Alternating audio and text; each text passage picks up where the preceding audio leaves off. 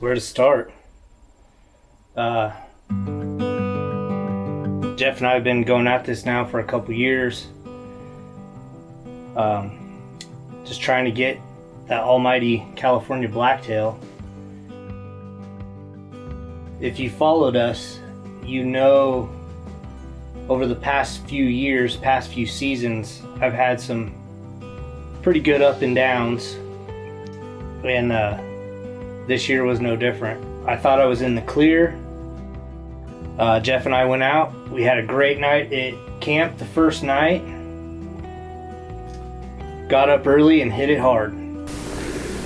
This will answer everybody's questions if a bear poops in the woods. This was years ago. I was walking through here, and the log over there I looked over, all I seen was horns going over the top of it. I've never seen the deer again.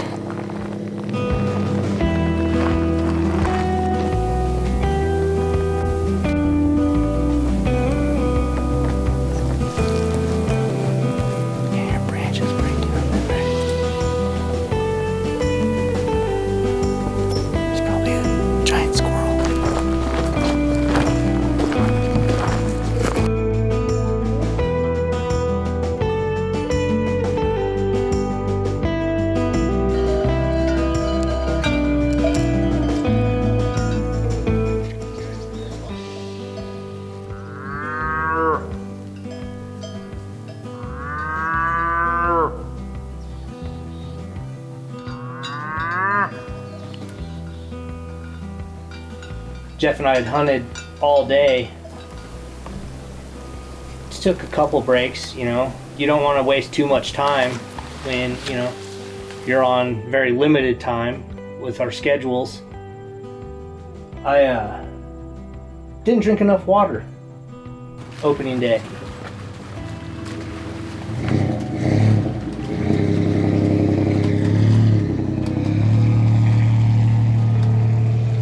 And going back to my previous issues, I hadn't really quite figured out my body yet.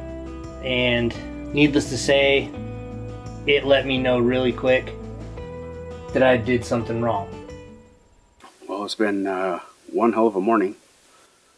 Woke up this morning about 3 o'clock and I saw Steve kind of slumped over his bed or the couch inside here, and he wasn't doing so well. So we had to cruise down. We had to haul ass off this mountain and get him to a hospital. I'm just glad Jeff was there. I woke up, I don't even remember what time in the morning, and I knew something was wrong. I got a hold of my wife. I let her know first and foremost, and then I woke Jeff up. And that's when the wild night occurred. So about 25, 30 minutes away, I got cell service.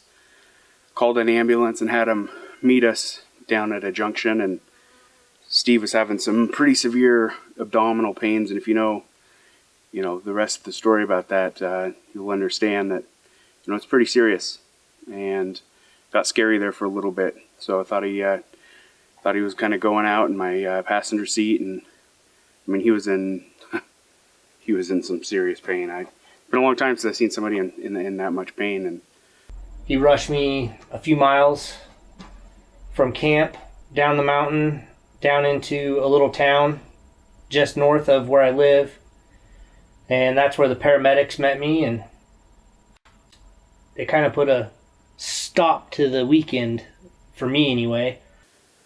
So ambulance rushed him to the hospital. I actually just got a text that he's okay.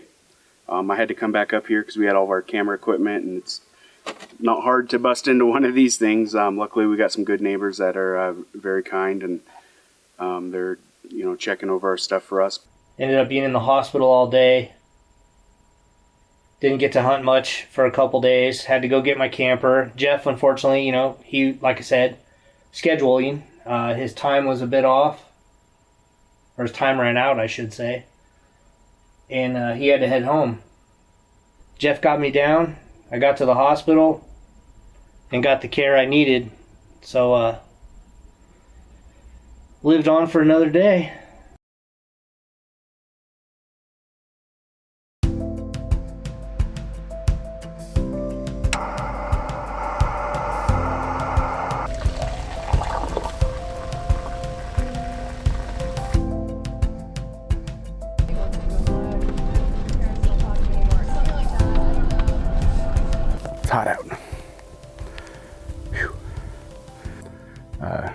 Got a bunch of acorns on the ground. I'm seeing where they're digging. I don't know if I should just sit up here and just wait, or just keep going down, because there's a water source at the bottom of this. And I'm thinking that's somewhere right in between is going to be a good spot to sit. Just total jacked up day. Can't believe how many people I've seen setting up camp up at the top of this hill. I saw 4 rigs go by, all road hunters. You see rifles hanging out the window. I'm probably the only bow hunter out here, but it is what it is. We'll make the best of it.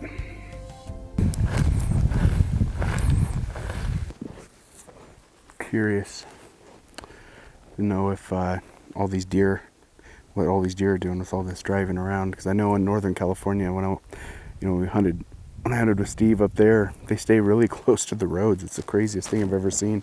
Road hunting is almost the way to do it up there, but down here so far, I mean, I drove a lot today trying to get to a trailhead I wanted to take, and I couldn't. I just found nothing but gates or roads. I am not taking my new truck down.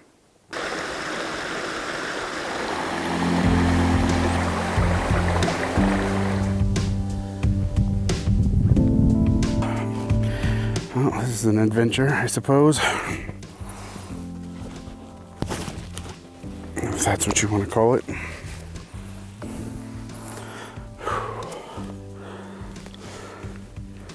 I've definitely got to get in better shape.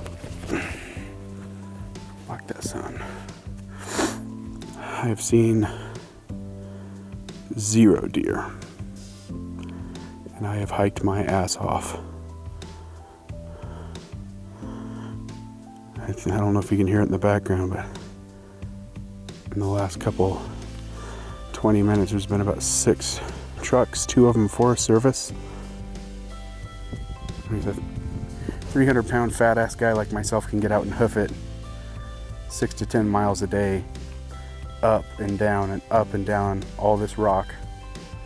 You can surely get out for a few minutes, stop driving, and Jesus, just, I've done it before, just out of sheer laziness and not knowing roads or whatever, but that's one of the reasons I stopped rifle hunting. And I just got back into it, 2 years ago, and just the shooter's remorse. There's no sport in it. When you drive around and jump out and shoot something, I mean, it's not hunting.